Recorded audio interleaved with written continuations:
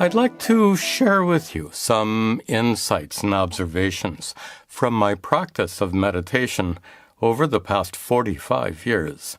I'll describe various techniques I've used and the experiences they produced.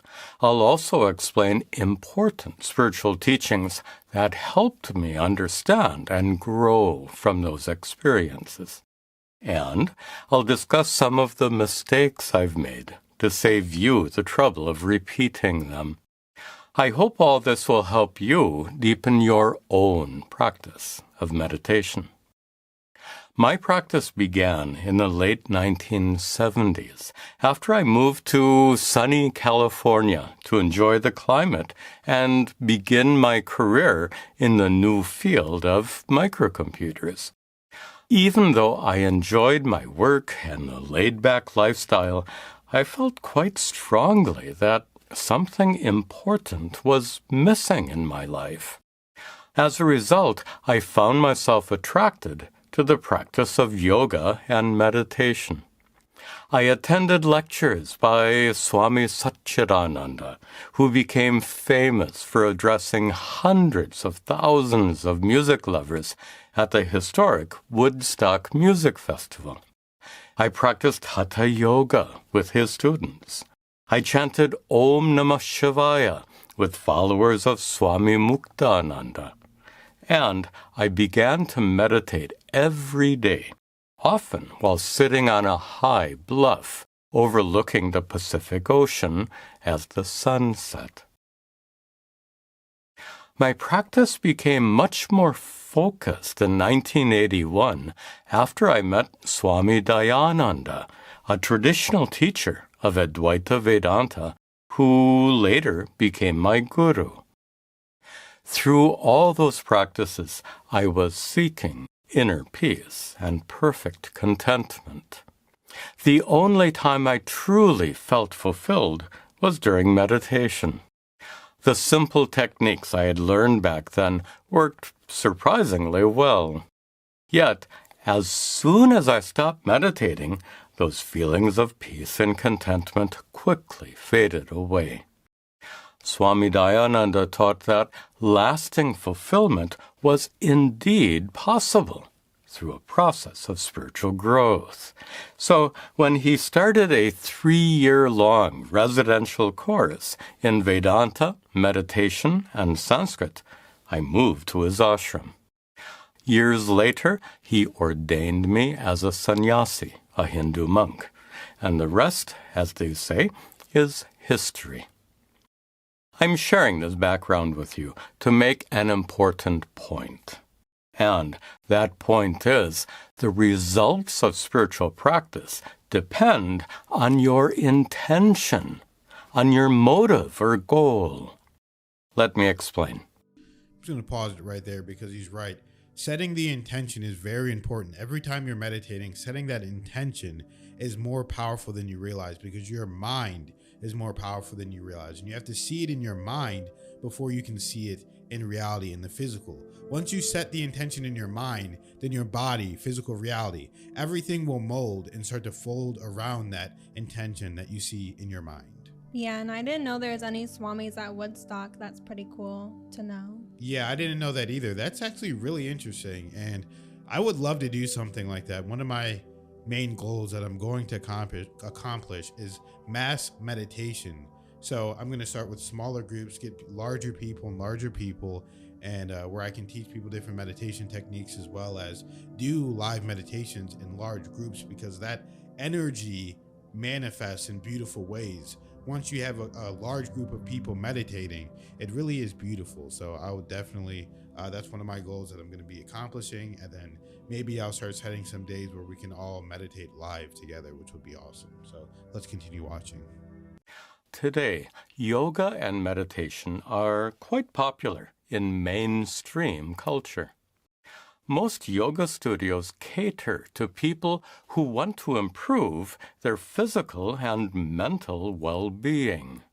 And that's tremendously helpful, especially for those who struggle with the stress and demands of modern urban life. Yet, the practices performed in those studios originated from the rishis, the self-realized sages who lived in ancient India, sages who never imagined that their practices would one day be used for physical exercise and stress management. They had a far loftier goal in mind: enlightenment, liberation, spiritual realization. To use their practices merely for exercise and relaxation is like using a powerful supercomputer to add 2 plus 2. Yet, that is indeed the intent of most modern practitioners. There's a related issue here. I began meditating during the waning years of the free-spirited hippie movement in this country. At that time, many young people were drawn to yoga and meditation as a way to enjoy ecstatic, psychedelic experiences without using hallucinogenic drugs. They wanted to get high on God, as they said. Even today, the intent of many dedicated practitioners is to seek wonderful spiritual experiences like that. But seeking such experiences in meditation has a lot in common with seeking wonderful experiences on a tropical beach, or a fancy restaurant, or in a movie theater. All these experiences are fleeting. They all fade away without leading to lasting contentment and inner peace. For the ancient rishis, the practice of yoga and meditation was not for health and well-being or for special meditative experiences. Those practices were considered essential elements of a process of spiritual growth, a process that culminates in the realization of your true self, Atma, the so-called inner divinity that is actually pure consciousness, unborn, uncreated, limitless, and utterly untouched by worldly suffering. This personal discovery of your true nature, Atma, results in inner peace and contentment that never fades away. This discovery is commonly called enlightenment, which is the ultimate goal of the practice of yoga and meditation.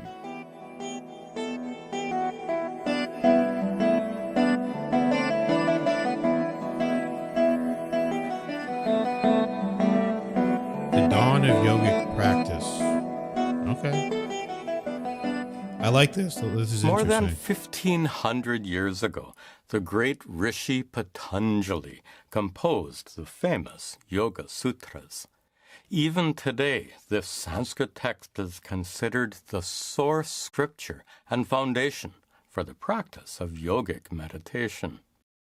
I've called it yogic meditation here to distinguish it from other practices like mindfulness meditation or the visualization techniques used in Tibetan Buddhism and elsewhere. As you might know, sutras are short aphorisms used to present spiritual wisdom in a very concise and systematic manner. Patanjali's text consists of just 196 sutras. You might be surprised that his sutras say almost nothing about the postures or asanas that are the focus of contemporary yoga practice. As we'll see shortly, the sutras describe an exceptionally powerful system of meditation. Before we continue, it's important to address a widespread misunderstanding about the word yoga. Yoga is often said to mean union, based on its relationship with the English word yoke. Obviously, Patanjali didn't know the word yoke, but he did know the 3 verbal roots from which the word yoga can be derived: to join or unite, to meditate, and to restrain or control. In the second sutra of his text, Patanjali himself defines yoga as chitta vritti nirodha, the restraint of mental activities. Here, he uses the word yoga to mean both meditation and restraint. He clearly didn't use it here to mean to join or unite. Why not? Because Patanjali knew that your true self, Atma, is already divine, already unborn and uncreated, already limitless, and already united with the highest reality, Brahman. So, according to Patanjali, the purpose of yoga is not to become united with something separate from you, but instead to lead you to discover and abide in your true divine nature, Atma. That's exactly what he says in the following sutra.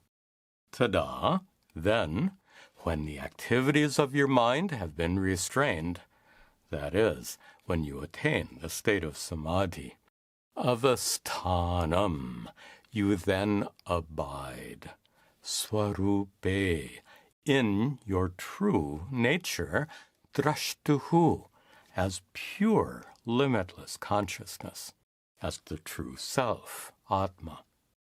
Patanjali calls that state kaivalya, which literally means onlyness. In the state of samadhi, only your true divine nature remains, nothing else. Now, let me share with you some observations about studying Patanjali's sutras. After I finally became sufficiently proficient in Sanskrit, I was eager to study the Yoga Sutras. Because the sutras are so terse, they're always studied with the help of Sanskrit commentaries, especially the commentary attributed to a rishi named Vyasa, not the same Vyasa who compiled the Vedas. The first time I studied the Yoga Sutras, I made a terrible blunder by interpreting them according to my own perspective based on the non-dualistic teachings of Advaita Vedanta. The fact is, Patanjali was not an Advaitin, a non-dualist. So to understand his sutras properly, I had to study them again, being careful to set aside my bias.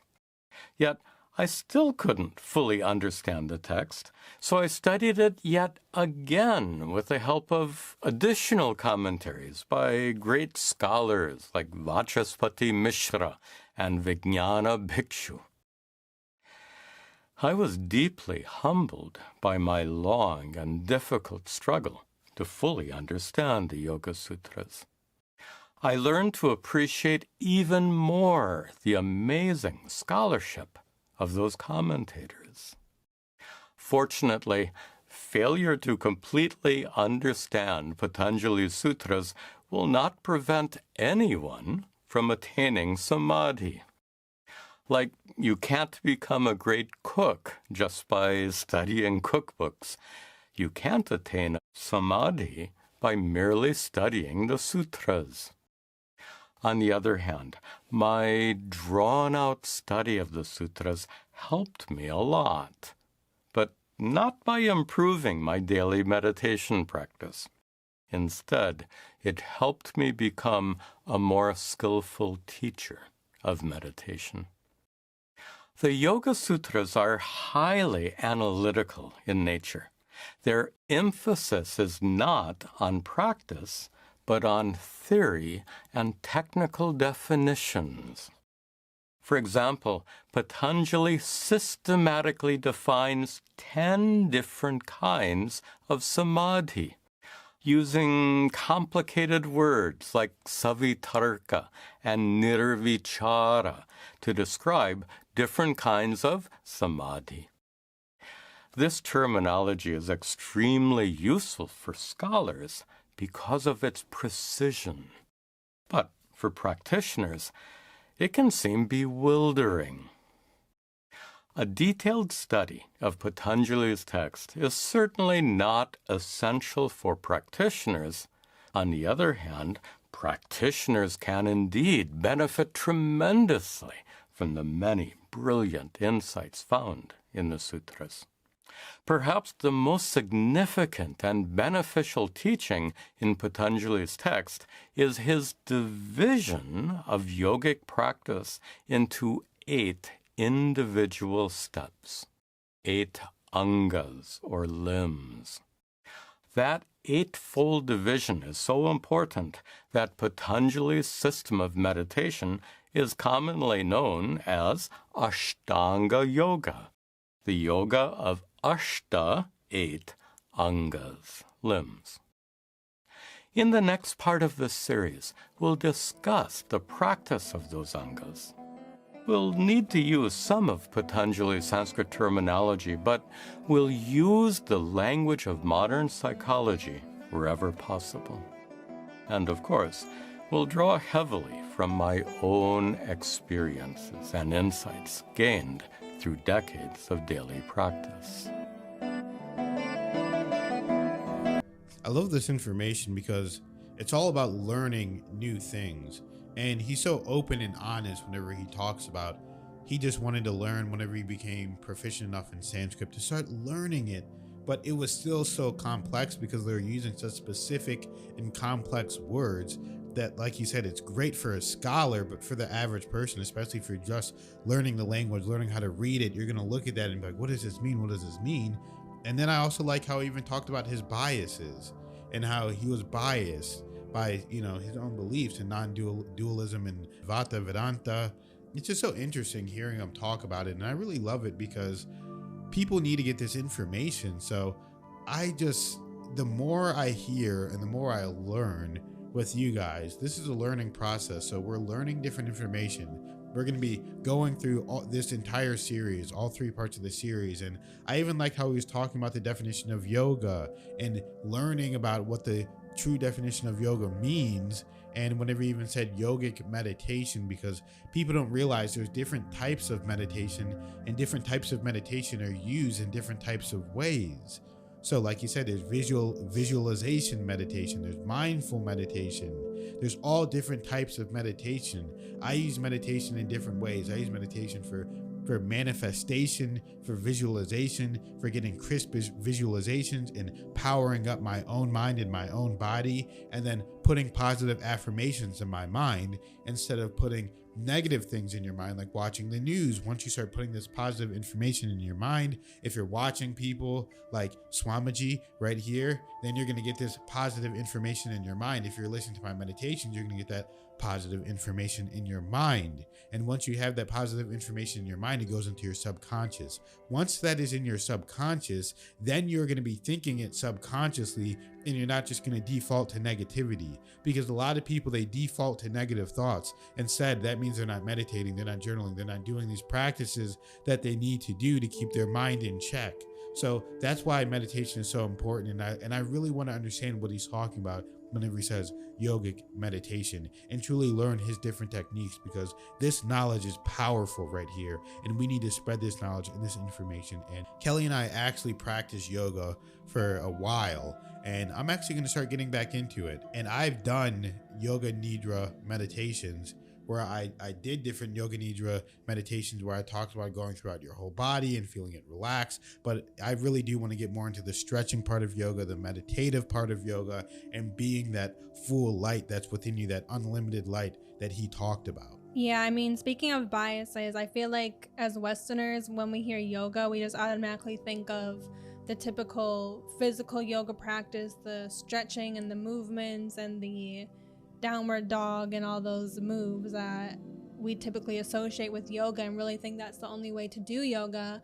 And I knew that yoga was a full genre of meditation and spirituality, but I can't help my own mind. Even when he was saying yoga meditation, couldn't help but thinking like, oh, is it just you're kind of meditating while you're doing the physical yoga practices?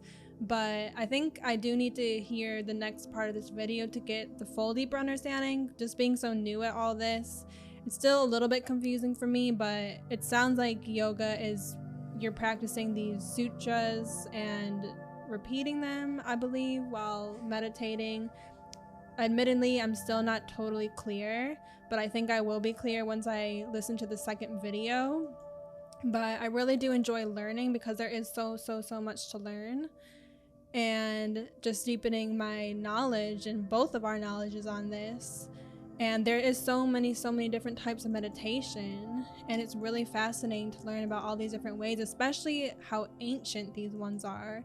You know, there's some real knowledgeable, real good stuff in here when it's this ancient. So it's really awesome.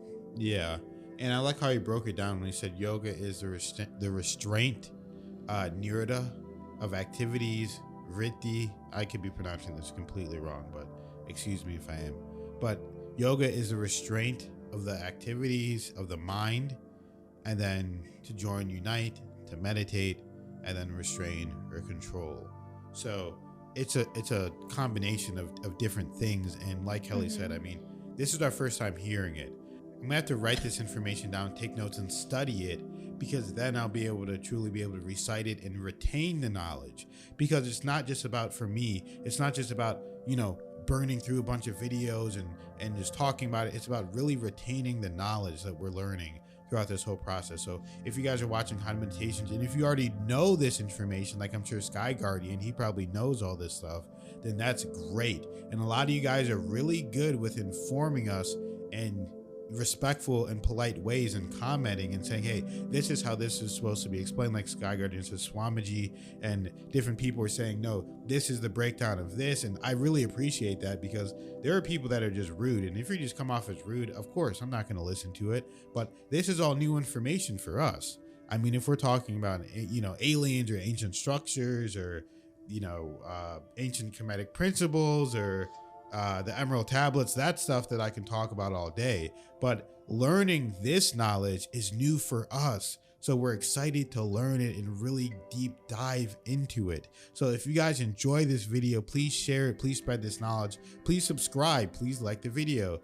Please comment. So thank you, Sky Guardian, for showing us this. We're going to keep going through these and learning more from Swamiji. And we're very excited. So thank you guys for watching.